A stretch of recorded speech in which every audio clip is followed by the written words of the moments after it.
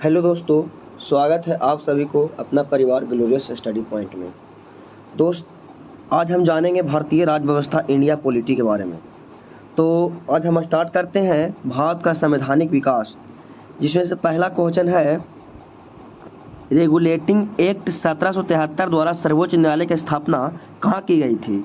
तो दोस्त, regulating act 1773 द्वारा सर्वोच्च न्यायालय की स्थापना कलकत्ता में 1774 ईस्वी में की गई थी। दूसरा नंबर है कि भारतीयों को भारत के प्रशासन में भाग लेने का अधिकार किस अधिनियम के द्वारा प्राप्त हुआ है। तो चार्टर एक्ट 1833 के अधिनियम के द्वारा भारतीयों को भारत के प्रशासन में भाग लेने का अधिकार प्राप्त हुआ है। क्वेश्चन नंबर तीसरा की ओर चलेंगे कि भारतीय विधान परिषद को बजट पर बहस करने की शक्ति किस अधिनियम के द्वारा प्राप्त हुई। तो इसका राइट आंसर होगा भारत परिषद अधिनियम 1892। प्रश्न नंबर आगे चलेंगे, केंद्रीय विधानमंडल सर्वप्रथम किस अधिनियम के द्वारा द्विसदनीय बनाया गया। तो दोस्त, इसका राइट आंसर होगा 1919 के भारत शासन अधिनियम के द्वारा। तो प्रश्न नंबर आगे की ओर चलते हैं कि भारत के राष्ट्रपति को अध्यादेश निर्गत करने की शक्ति मूलतः किस अधिनियम से प्रेरित है। तो इसका राइट आंसर अधिनियम भारत शासन अधिनियम 1935 से। अब अगर अनुच्छेद पूछेगा तो इसका राइट आंसर अनुच्छेद 123 होगा।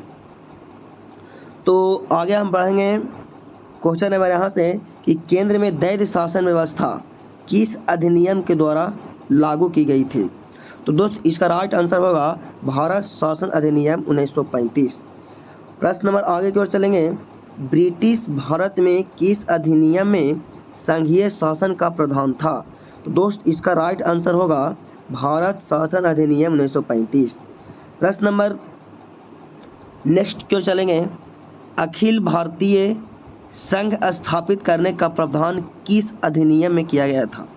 तो इसका राइट आंसर होगा भारत शासन अधिनियम 1935।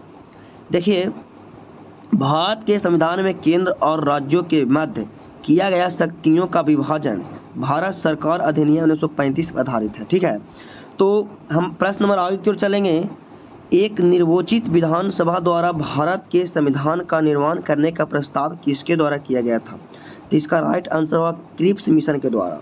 ठीक है, क्रिप्स मिशन भारत में 1942 में आया था और कैबिनेट 1946 में आया था। ठीक है, तो प्रश्न नंबर आगे नेक्स्ट की ओर चलेंगे कि भारतीय संविधान सभा का गठन किसके अंतर्गत किया गया।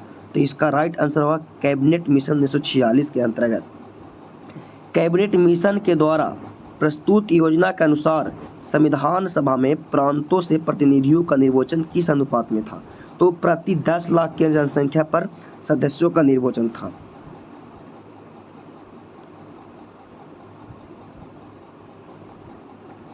तो प्रश्न नेक्स्ट की ओर चलेंगे, भारतीय संविधान का निर्माण करने वाली संविधान सभा के सदस्यों का चुनाव किसके द्वारा किया गया था। तो इसका राइट आंसर होगा विभिन्न प्रांतों की विधानसभाओं द्वारा। दोस्त, नेक्स्ट की ओर चलते हैं जो हर एग्जाम में एक न एक आते रहता है।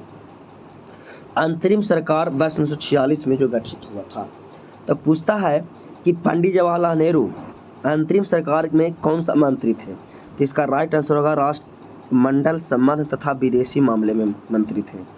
क्वेश्चन पूछेगा कि सरदार वल्लभ भाई पटेल अंतरिम सरकार में कौन सा मंत्री थे। तो इसका राइट आंसर होगा गृह सूचना एवं प्रसारण मंत्री थे।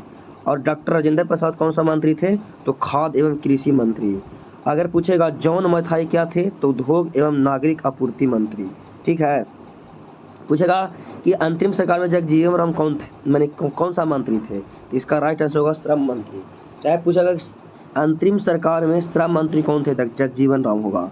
और पूछेगा कि सरदार बलदेव सिंह कौन सा मंत्री थे। तो रक्षा मंत्री थे। और लियाकत अली वित्त मंत्री थे।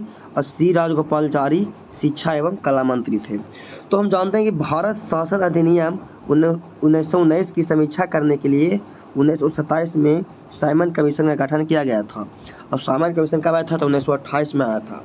उनके ही साइमन कमीशन के विरोध में सरदार वल्लभ भाई पटेल को लाला लाजपत राय को 17 नवंबर 1928 को मृत्यु हो गया था।